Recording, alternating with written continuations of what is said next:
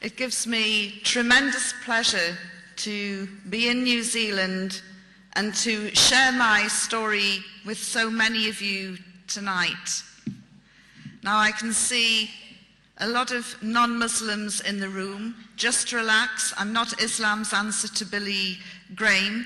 I want to share the story with you so you can enjoy it, maybe understand a little bit more about Islam.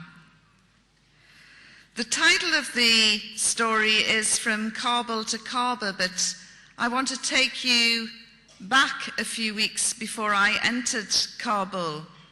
I want to take you back to September 11. I bet everyone in this room can remember exactly where they were, who they were with, what they were doing when they heard about September 11. My immediate reaction was, this is a big, big story. It's bigger than the assassination of JFK, could even be bigger than man landing on the moon. I've got to get out to New York. My reaction was different to those of the Muslims, certainly. By the time I got to Heathrow Airport, the Twin Towers had imploded, the Pentagon had been hit, a plane had gone down in Pennsylvania, America was at war, it was under siege. Her airspace had been closed down, her borders had been sealed, and I physically couldn't get into the country. No matter which airline or which route I looked at, it was impossible. And so I hung round Heathrow in and out for the next 4 days. Finally, I got that ticket for the first flight out to New York. And as I was making my way to the departure lounge, my phone went, and it was my boss, the news editor. He said, "There's been a change of plans. We want you to go to Pakistan." I was furious. The contacts that I had been making were in New York. My clothes that I had packed were for New York. I'd never been to Pakistan. I probably needed injections. You know, what is this country? Why do you want to send me there? This is a Middle Eastern thing. Why don't I go to the Middle East? And he said, no, the story is going to unfold in Pakistan and neighboring Afghanistan. Within 12 hours, I arrived in Islamabad, dressed for New York, which went down very well, as you can imagine. And over the next few days, I started writing about people's hopes and fears for the impending war which was going to happen in neighboring Afghanistan, where the richest country in the world was going to bomb the poorest country in the world. And so I began to think that the best story was probably in Afghanistan. From the ordinary people, the ordinary Afghan people, I wanted to know what their expectations and fears were. And so I decided, well, I need to find this out for myself. And I went to the Taliban embassy in Islamabad, and I tried 3 times to get a visa, and 3 times I was rejected. And so in the end, with my guides, I had got 2 or 3 guides who were helping me, I decided to sneak into Afghanistan. The idea was planted in my head by the BBC's chief correspondent, John Simpson, who had put on a burqa and put his toe into Afghanistan and said, hey, look, I've become invisible. And I thought, well, if the BBC's gargantuan correspondent can become invisible, then surely it will be easy for me. And so we devised a plan that we would be part of a wedding party. I would go in with 2 guides, one from the NWFP province in Pakistan, the other one was born in Afghanistan. And we went in as a group. I put on the burqa, we drove through the Khyber Pass. That was another eye-opening experience. I imagined the Khyber Pass to be about 30 yards long. It was 33 miles long, winding, dramatic, mountainous roads, amazing scenery. And then we went right down into a dust bowl known as Torkham, and there was no man's land. We got out of the car and started to walk towards the Taliban checkpoint, where some very scary-looking men with great big beards and big black turbans and Kalashnikovs were sitting, waiting. Suddenly I could hear my heart thump, thump, thump in my ears, and I'm beginning to think maybe this isn't such a good idea. I wanted to turn round and run away, but I'd gone beyond the point of no return. But it was as predicted. I had become invisible.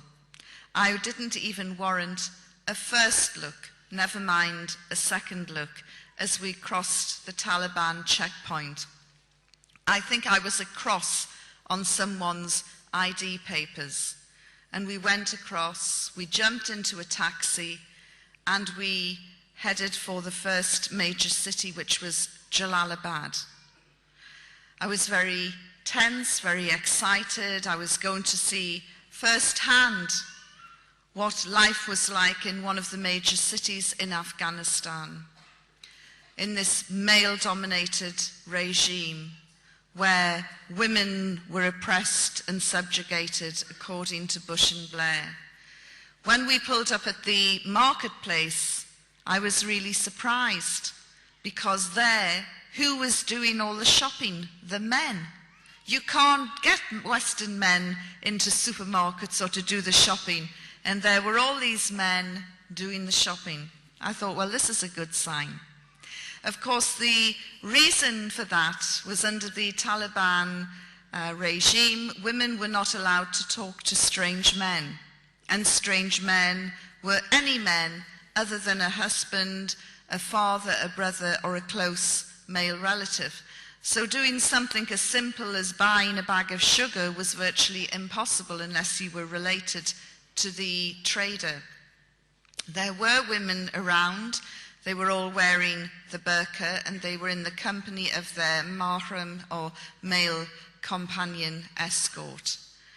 I sat on the edge of the marketplace and watched, and there were lots of Taliban around, and people seemed very excited and very happy.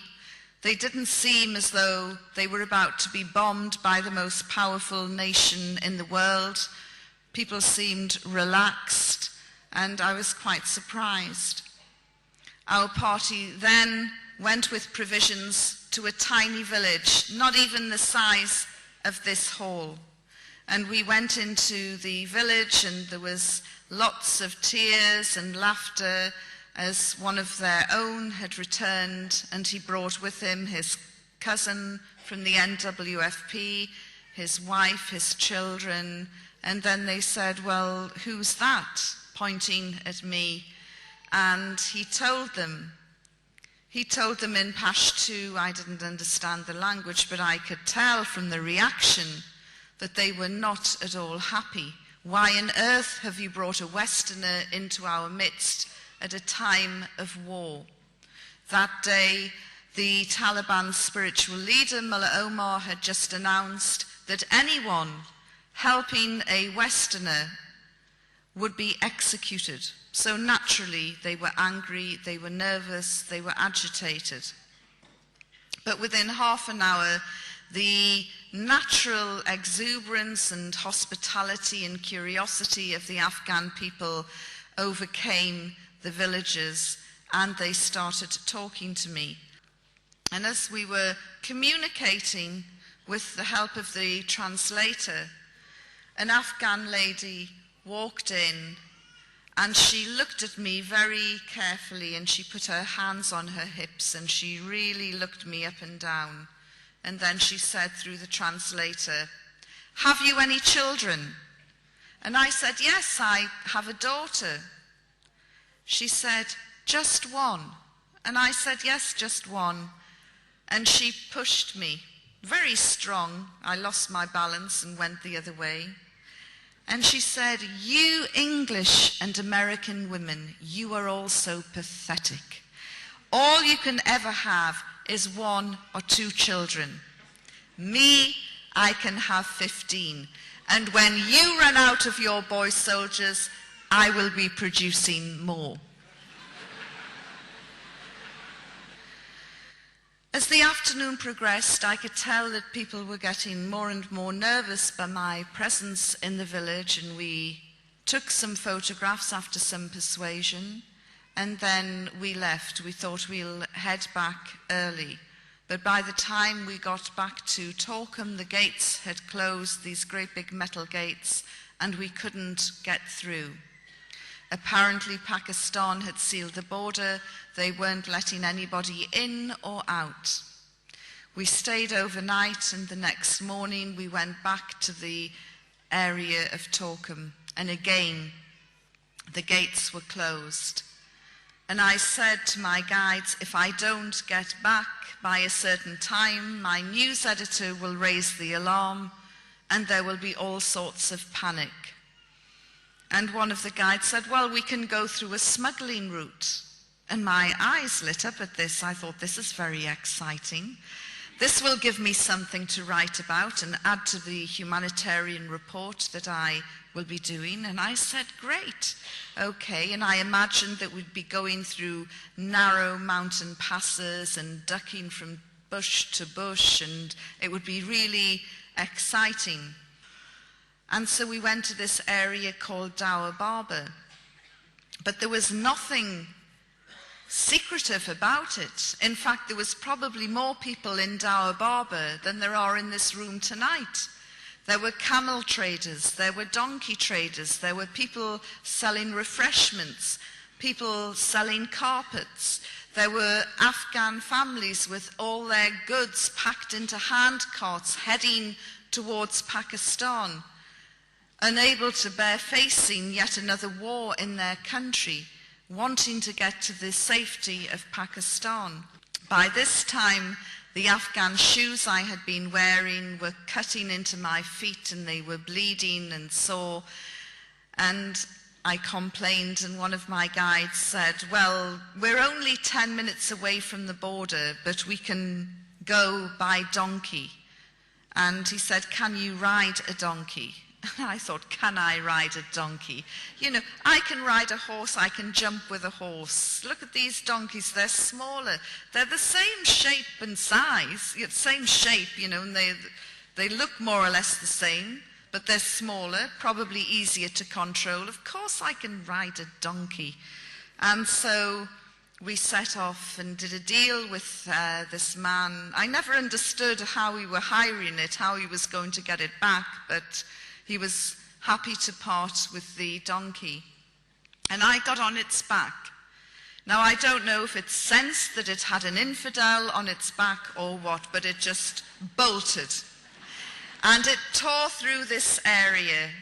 And my feet were waving, my arms were waving. The wind caught the burqa that I was wearing and billowed the burqa, which made the creature even more frightened, and it ran even faster. I was screaming, my arms like this. I must have looked like a giant bat trying to balance on this wretched beast which was out of control. And as I moved forward to try and get hold of the reins just to stop it, the one piece of equipment that I had taken with me, a camera banned under the Taliban, slipped out of the folds of my burqa right into the passing view of a Taliban soldier. He saw this and went crazy. Now, I don't know whether the donkey stopped and threw me off, whether he stopped the donkey and pulled me off. What happened, I really can't remember. All I remember is hitting the ground at a great rate of speed and then picking myself up. And as I drew myself up, I looked straight into the face of this Taliban soldier through the grill of my burqa. And he was screaming and shouting at me. So I took my camera off and I handed it to him, and then I closed my eyes waiting to be shot in the head. And when I opened my eyes after a few seconds, he'd gone. He'd gone over to the man who hired the donkeys. He wanted to know who is in charge of this woman. And then he would get to the bottom of the camera. I was delighted. I thought, I can get away. He still doesn't realize that there's a Westerner under the burqa. And I turned and went to attach myself to another group to follow them over the border. And as I walked away, I looked behind, and by this time a crowd of about 100 men had surrounded my two guides, and the soldier was in the middle, and he's screaming and shouting and waving the camera at him. One of the guides had been smacked across the face and he had a bloody nose, and the other one was trying to calm down the situation. And I looked and I thought, I can't leave them behind. Although we had made an agreement that if things did go pear-shaped, none of us knew each other, I couldn't abandon them. And so I went back and I tried to push my way through these very angry men, and they pushed me back. This was man's business. It had nothing to do with a woman. So in the end, I removed my burqa and said in a very loud voice, "Will somebody let me through?" You could have heard a pin drop. And then there was a parting like the Red Sea as I walked towards the handsome soldier, who by this time was looking really gormless because his jaw just dropped as he saw a Westerner, a blonde-haired, blue-eyed, come towards him. And I thought, he is going to be so happy to have got his hands on a Westerner that he'll forget all about my two guides.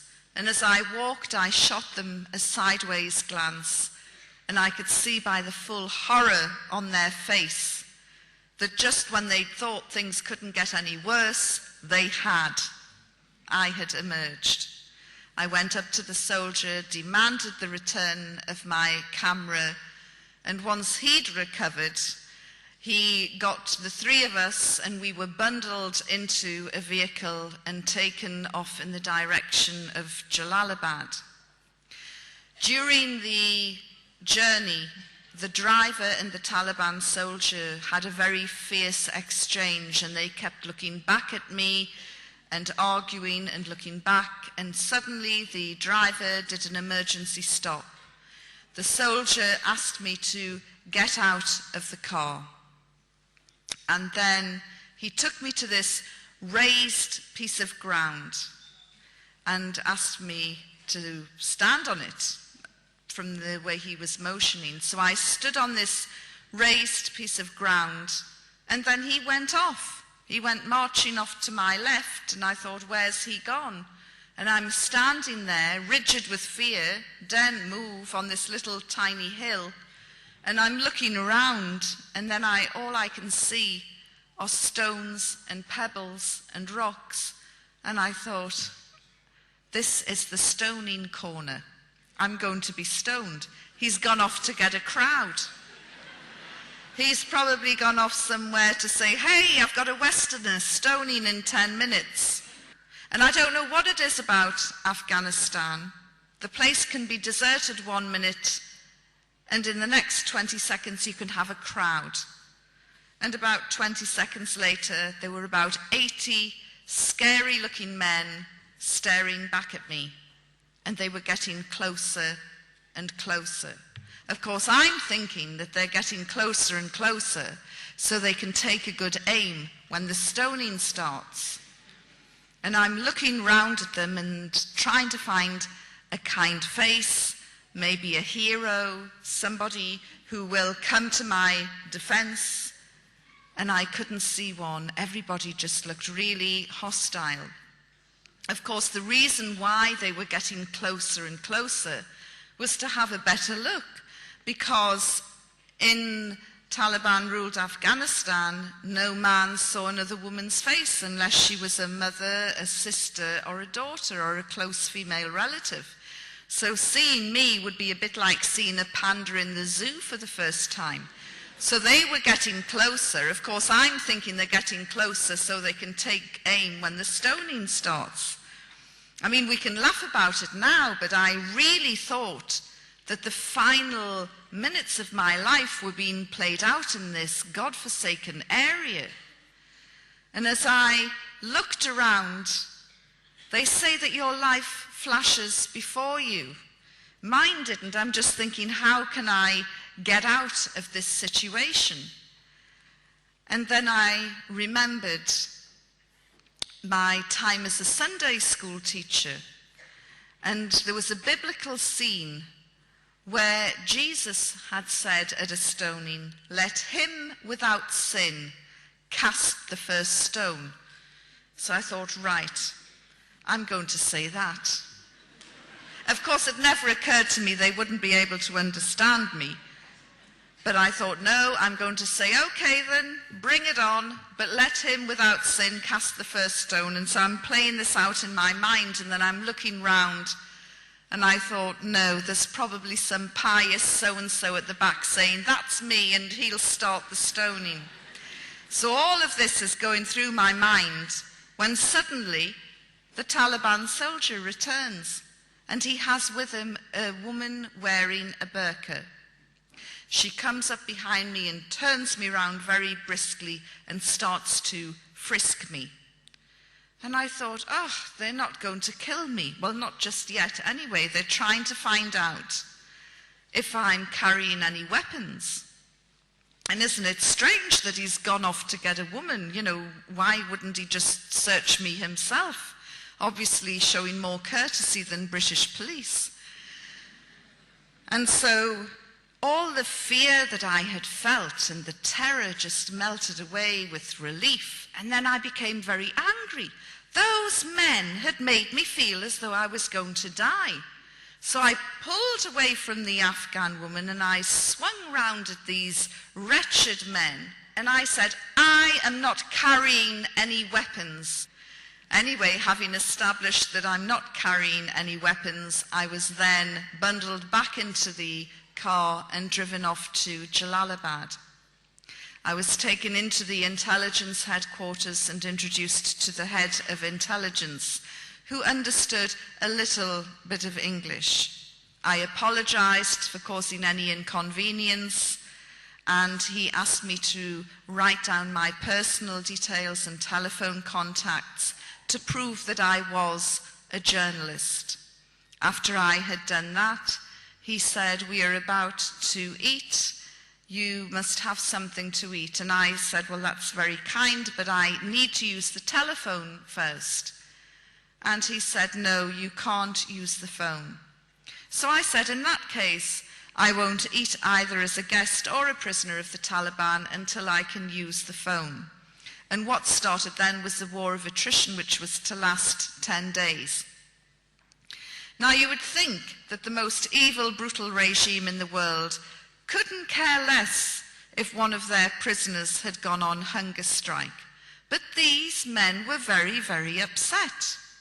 Despite my protest saying I'm not eating, every morning, noon and night, they would bring me food. They would lay out a cloth on the floor, beautiful carpeted floor, by the way, and they would put down some bread, some stew, and some rice, and they would bring in a jug of water and a bowl, and they would wash my hands, and they would tell me in broken English, you are our sister, you are our guest, we want you to be happy. And I thought, what sort of evil, brutal regime is this? Don't they understand the job description? And I'm thinking, you know, this is just a trick. They're trying to soften me up. And then the really bad guys will come in with the electrodes. In fact, isn't it strange? Everything that I thought would have happened to me under this so-called savage primitive regime happened to prisoners in Abu Ghraib, in Guantanamo Bay, and other US holding facilities, which always prompts me to say, thank God I was captured by the most evil, brutal regime in the world and not by the Americans.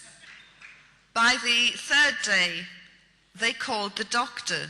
Not that I was feeling unwell at all, but they called the doctor and he came, a little man who trained in Germany, and he looked in my eyes, my ear, took my pulse, looked in my mouth, and I thought, they do this, don't they, on death row in Texas just before they're going to execute somebody. They like to make sure that they're fit and healthy. And then he took my blood pressure, and something bothered him because he then took it again. And I said, yes, I know I have high blood pressure. And he said, no, you don't. Your blood pressure is normal. I said, don't be so ridiculous. It can't be normal. You know, I'm about to be killed by the Taliban. How on earth is my blood pressure normal? And he said, look, and he did it again. And it was normal. I said, there you are, 3 days with the Taliban and you've cured my blood pressure. Thank you very much. On the 5th day, there was a little guy called Hamid, the doctor's son actually, who acted as the translator, and he came running into my room very, very excited. He said, you were on the front page of the papers. And he brought in the weekly paper from Jalalabad. And although photographs were banned under the Taliban, there were 2 pictures of me from Reuters on the front page with a little story and headlines that took over half the page. The headlines looked longer than the story. And I said, what does the headline say? And he read it out and he said, it says, the Taliban has cured Yvonne Ridley's blood pressure and she's very happy.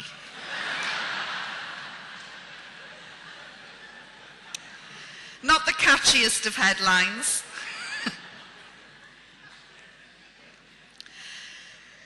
During those 6 days in Jalalabad, a procession of very scary, fierce-looking men came into the room and through Hamid asked me questions, and the interrogations would go on until maybe 8, 9 o'clock at night. They never physically threatened me. The worst thing that they said to me was, if you don't tell us the truth, you will be here for 20 years. I assured them that they would get sick long before I did. And I had decided on quite a risky strategy, really. I had decided to be the prisoner from hell. I had bought into the propaganda, you see, that this was the most evil, brutal regime in the world, and it didn't matter what I said or did, they were going to kill me at the end of the day, when they wanted to. And so I just thought, if I'm nice, they're going to kill me. If I'm nasty, they're going to kill me. Well, I'm just going to go down fighting. And so I was very abusive and aggressive. And the harder I pushed them, the nicer they were. On the 6th day, Hamid came to see me, and his face was nearly black with fear. His mouth was so dry he could hardly talk. And he said, you have a very important visitor. And I said, who is it? He said, I can't tell you, but you must be respectful. I said, well, who is it? Is it Mullah Omar? And he said, please, just be respectful. You have to show some respect. This is a very, very important person. So I'm thinking, I wonder who it can be. 10 minutes later, there was a knock on the door. Although I was the prisoner, I had my own key. And so I unlocked the door, opened it, Hamid stood aside, and there in front of me was a man who made my blood run cold. The hair on the back of my neck lifted. For 6 days I had avoided talking about religion. And there in front of me was a religious cleric, a Maulana. And everything in Afghanistan is dirty, ripped and torn and dusty. He was wearing an immaculate ivory gown, one which went right down to the ground. The Taliban's clothes were above their ankles. This guy's clothes were right down to the ground. You couldn't see his feet. And he had a great big ivory turban. A very modest beard by Afghan standards, very light brown, modest beard, and light brown eyes. And he had beads which he moved, like rosary beads, which he moved 2 at a time. And there was something else about him that I thought was weird. And when I mentioned it to my first Muslim crowd, a few of them went, Alhamdulillah. When I told them, I said there was something really weird about this guy. He had a shine on his face. It was like a light on the inside coming out. I've never seen anything like it before. And I was told by my Muslim friends back in London, this is the nur, the light that comes out of somebody who is very pious, very practicing, a very good person. I didn't know that at the time. I just thought there's something weird and spooky about this guy. After I recovered, I moved aside and invited him into my room.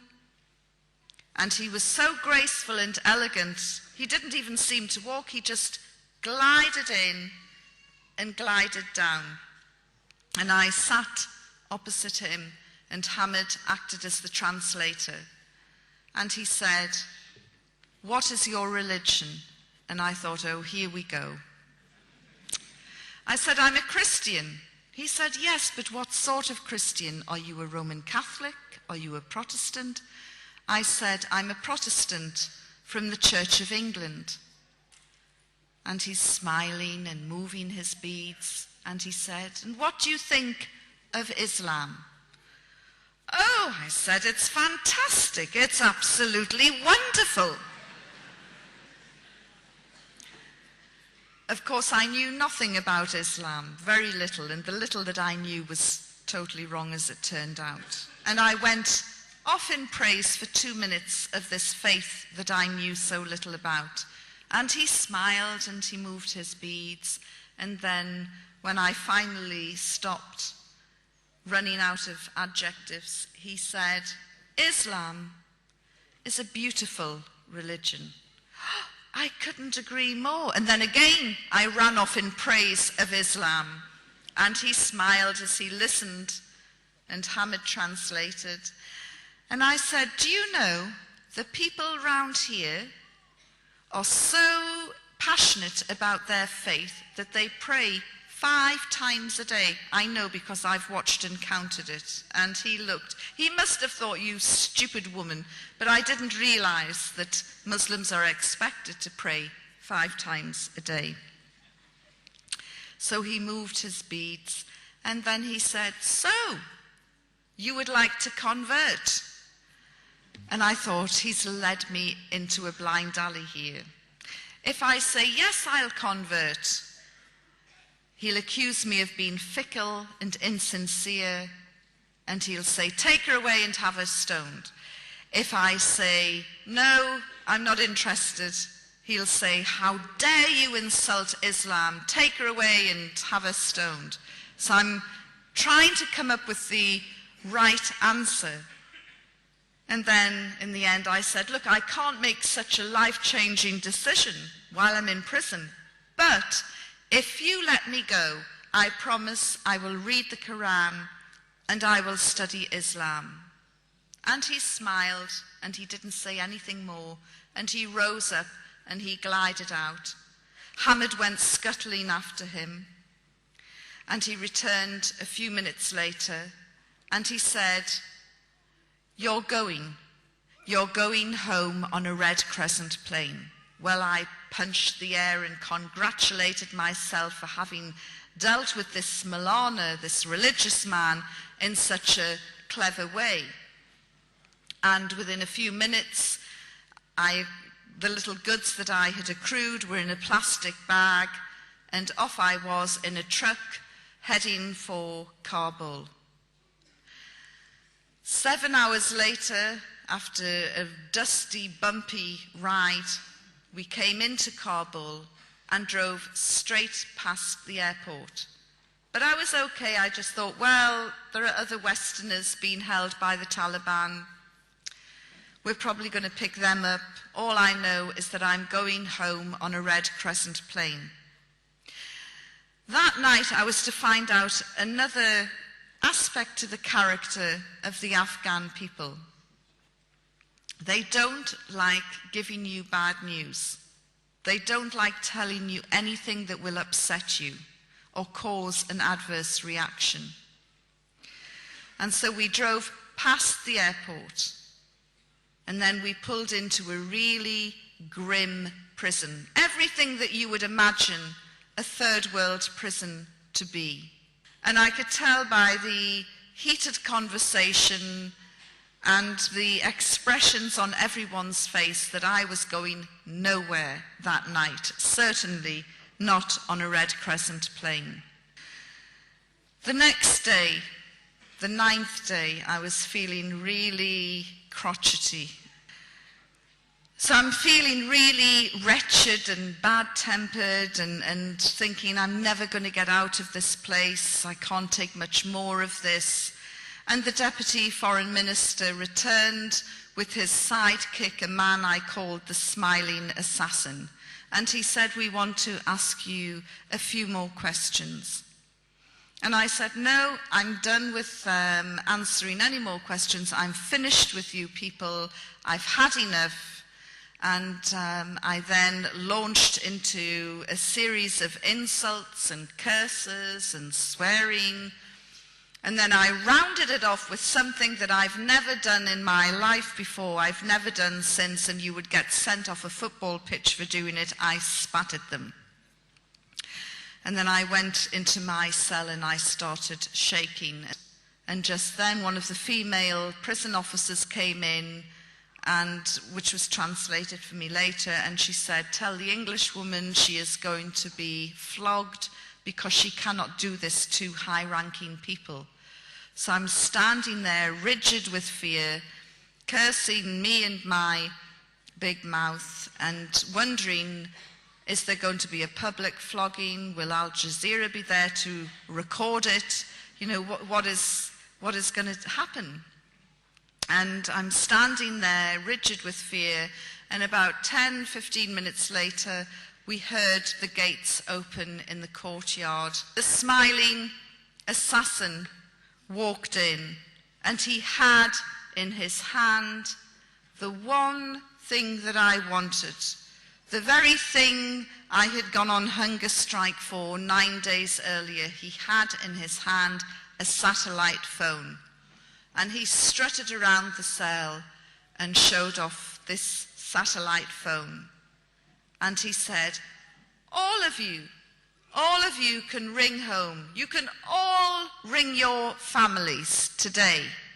Apart from her, the English woman, she's horrible and she spat at us and she has to be punished. So it's interesting, this is how the most evil, brutal regime in the world decided to punish me. And as I say, that was my punishment, which I, looking back, think, shows a degree of wisdom and insight on their part, which is more than can be said for my behavior. And my only mitigation is, look, I hadn't eaten for 9 days and I was starting to get fractious. That afternoon, the senior officers returned and they removed me without warning, got my things together and said, you're going. And then they took me out of the prison and upstairs into the Taliban sleeping quarters. And one of the senior officers had vacated his room and said, you complained about the prison downstairs, is this good enough for you? And it was a very nice room by Afghan standards. And he said, tomorrow you will go home inshallah. And I said, what is this inshallah you keep using at the end of every sentence and it never ever happens? Of course, I now know inshallah means God willing. And they put me in this room, they gave me the key, I locked myself in. I had a fantastic view over the city of Kabul, looking right up to Kabul Hill where all the anti-aircraft units were. And I sat on the bed contemplating my future, wondering if and when I'd ever get out. They kept saying, tomorrow you will go home, inshallah, but inshallah it never happened. And so I was wondering how genuine they actually were. Why had they removed me from the Christians? Was this my last night on earth? Would they execute me tomorrow?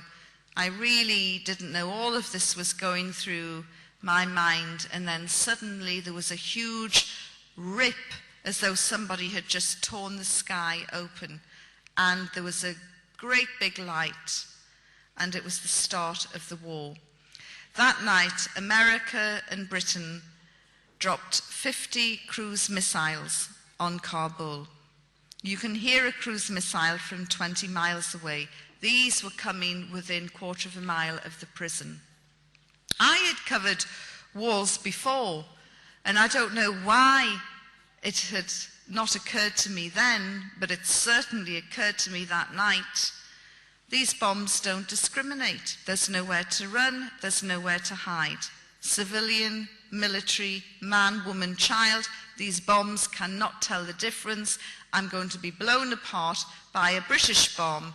I've got no doubt Tony Blair will blame the Taliban, and that will be the end of that. And it was truly terrifying. And I also thought, there is no way the Taliban will let me go now. Absolutely no way at all. And the next morning, there was a knock on my door, and I was told, please, there is a vehicle outside. We are going to release you. I couldn't believe it. But sure enough, there was a vehicle. They put me in it. We drove down from Kabul, through Jalalabad, down to Torkham, and eventually, after some shenanigans, I was handed over to the Pakistan authorities. And as I walked back across no man's land, the camera lights went up and the journalists started shouting, how did the Taliban treat you? And in truth, up until the point that I was released, I still didn't trust them 1 inch, and I thought everything that they were trying to do had a hidden motive. It was only at the point that they released me that I thought, you know what, they were quite an honourable bunch of guys. So when this journalist shouted at me, how did the Taliban treat you? I thought for a while, and then I said, with respect and courtesy. This is not what the Western media wanted. The Western media wanted Abu Ghraib tales. They wanted abuse, rape, torture. They wanted to see scars. They wanted to see tears. There was nothing I could give them other than the truth. And sadly, for some people, the truth is never enough. When I got back to London, about 2 weeks later, one of my guides on the Pakistan side called me, and he said, Madam, the village that you visited has been bombed by the Americans.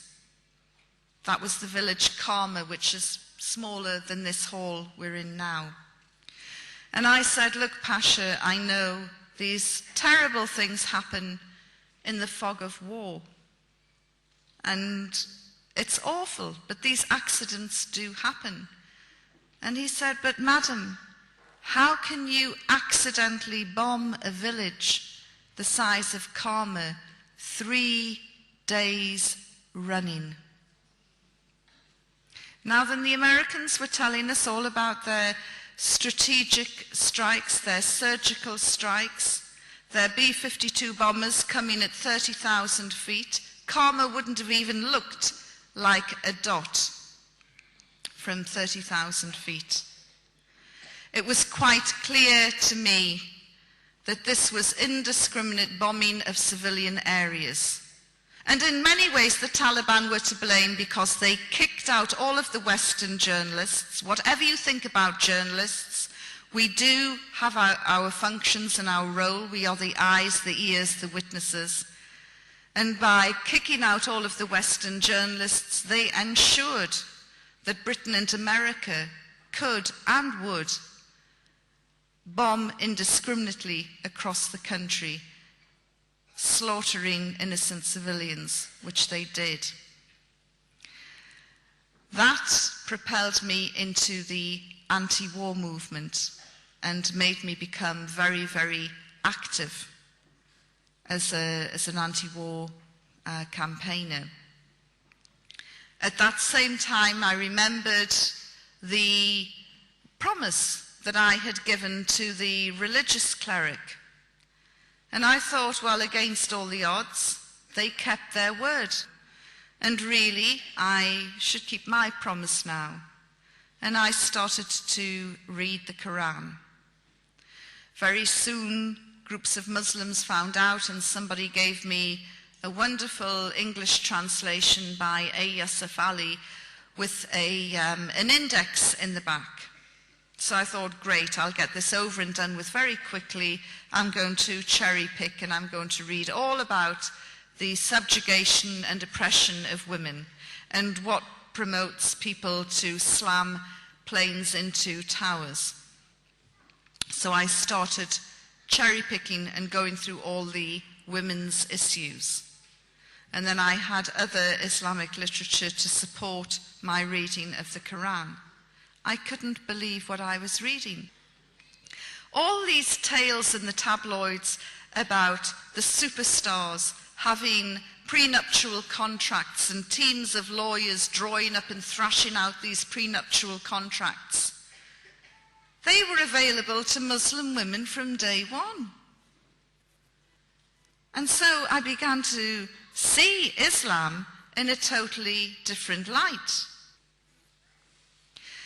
A few years ago, I would have looked in this room and picked out everyone wearing a hijab, and I would have thought, oh, look at those poor, oppressed women. How did they manage to sneak out of the home to come here?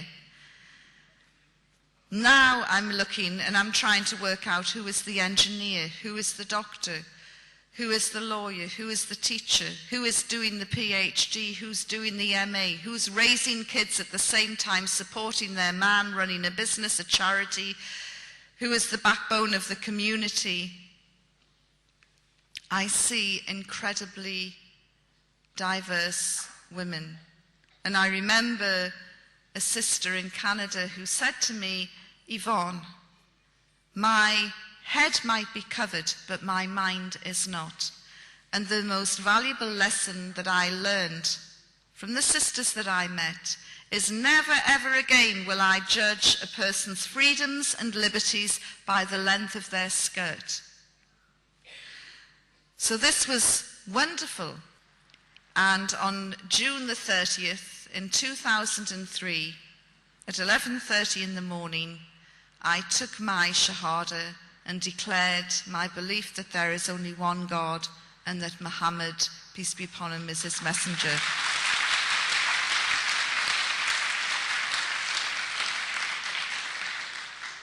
And I joined then what I consider to be the biggest and the best family in the world.